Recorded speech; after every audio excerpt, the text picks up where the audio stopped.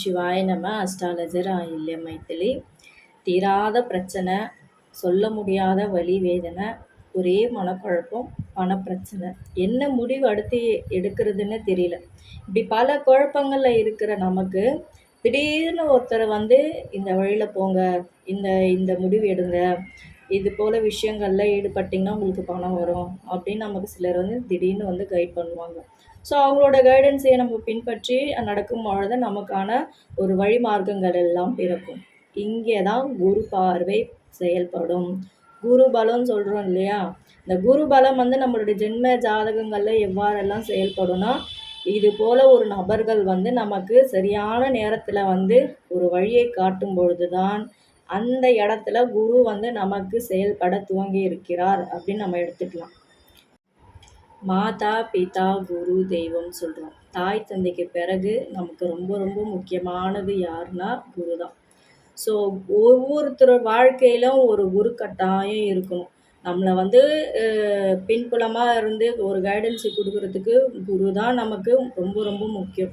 குருவருள் இருந்தால்தான் திருவருள் தேடி வரும்னு பெரியவங்க சொல்லியிருக்காங்க. காரணம் என்னன்னா, குரு தான் நமக்கு இது சரி, இது தப்பு, இந்த வழியில் போங்க, இது செய்யுங்க, இதெல்லாம் உங்களுக்கான ஒரு வித்தைன்னு நமக்கு பல வித்தைகளெல்லாம் போதித்து நமக்கு சொல்லக்கூடியவர்கள் குரு தான்.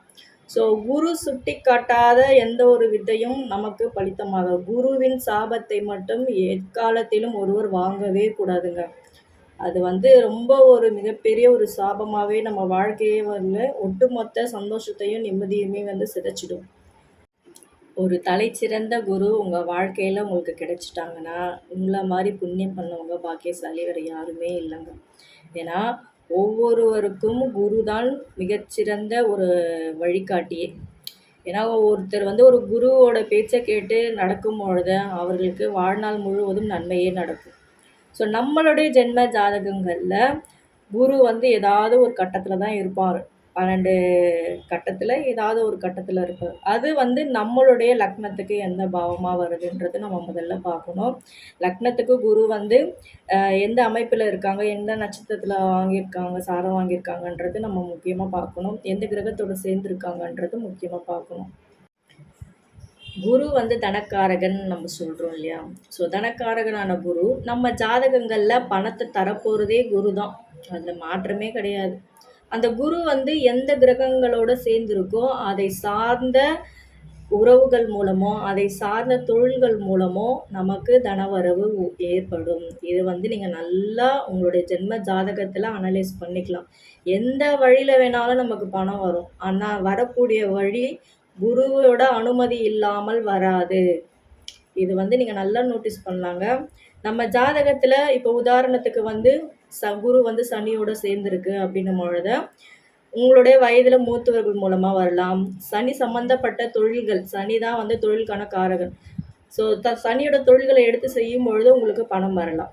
இதுவே குரு சூரியனோட சேர்ந்துருக்கும் பொழுது அரசாங்க வழி மூலமாக உங்களுக்கு அலுவலகம் வரலாம். உங்களுடைய தந்தை மூலமாக பணம் வரலாம். இதுவே குரு சுக்கிரனோட சேரும் பொழுது சொல்லவே வேண்டாம், அபரிவிதமான பலன்கள் பல வழியிலேருந்து வரும். ஏன் சகல செல்வங்களுக்கெல்லாம் அதிபதி சுக்கிரன் தான். அந்த சுக்கிரன் குருவோட இணையும் பொழுது உங்களுடைய செல்வ நிலை உயரும், அபரிவிதமாக உயரும். இதுவே குரு புதன் கூட சேரும் பொழுது புதனோட தொழில்கள் எல்லாம் எடுத்து பண்ணும் பொழுது உங்களுடைய தாய்மாமன் வழி உறவுகள் மூலமாக உங்களுக்கு பணம் வரவு உண்டாகும். அதுக்கப்புறம் குரு ராகுவோட சேரும் பொழுது குரு சண்டால யோகம் சொல்கிறோம் இல்லையா? ஸோ ராகுவோட இயற்கையான குணம் என்ன? குறுக்கு வழி. அந்த குறுக்கு வழியில் என்னெல்லாம் திடீர்னு நம்ம ஒரு பணத்தை சம்பாதிக்க முடியுமோ அந்த வழியிலெல்லாம் என்னென்ன வழி இருக்கோ அத்தனையுமே கையாளும் பொழுது அதன் மூலமாக பண வரவு உண்டாகும். ஸோ இப்படி ஒவ்வொரு கிரகத்துக்குமே ஒவ்வொரு வழிகள் இருக்குது. அந்த வழியிலெல்லாம் நமக்கு பணம் வருதுன்னா அதற்கு பின்புலமாக குரு இருந்தே தீரும். இது மாற்றமே கிடையாது. நமக்கு ஒரு பொருளாதாரம் வருதுனாலே குருவோட அனுமதி கட்டாயம் வேணும். நம்ம ஜென்ம சாட்டில் குரு எந்த பாவத்தில் இருந்தாலும் ஏதாவது ஒரு 3 பாவத்தை குரு டச் பண்ணும். ஸோ அந்த 3 பாவத்து வழியாக தான் நமக்கு மாறி மாறி பணம் வந்துக்கிட்டே இருக்கும். ஸோ இது எல்லாமே நம்மளுடைய ஜென்ம ஜாதகத்தில் நம்ம நல்லா அனலைஸ் பண்ணலாங்க. நம்ம ஜென்ம ஜாதகத்தில் இருக்கக்கூடிய குரு எந்த நட்சத்திரத்தில் வாங்குது, எந்த பாவகத்தை பார்க்குது, இது ரொம்ப முக்கியம். எந்த கிரகத்தோடு சேர்ந்துருக்கு அதுவும் ரொம்ப முக்கியம். ஸோ அந்த கிரகத்தோடைய உறவுகள், அந்த கிரகம் சார்ந்த நபர்கள், அந்த கிரகத்தினுடைய வேலைகள், பணிகள், தொழில்கள் இதெல்லாம் எடுத்து செய்யும் பொழுது தான் நம்மளுடைய தனவரவு உண்டாகும்.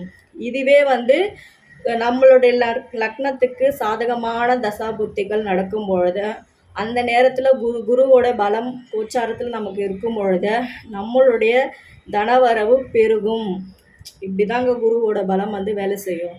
நம்ம ஜென்ம ஜாதகத்தில் என்னெல்லாம் இருக்கோ அத்தனையுமே அந்தந்த காலத்துக்கு ஏற்பபடி நல்லாவே நடக்கும். ஸோ ஜென்ம ஜாதகத்தில் தசாபுத்தியோட அடிப்படையில் குரு நல்ல பலமாக இருந்தது அப்படின்னும் பொழுது, கோச்சாரத்துலேயும் குரு பலமாக இருக்கும் பொழுது உங்களுக்கு மிகப்பெரிய ஒரு தனயோகத்திற்கான வழிகள் நிச்சயம் அப்படின்னு நம்ம எடுத்துக்கலாம்.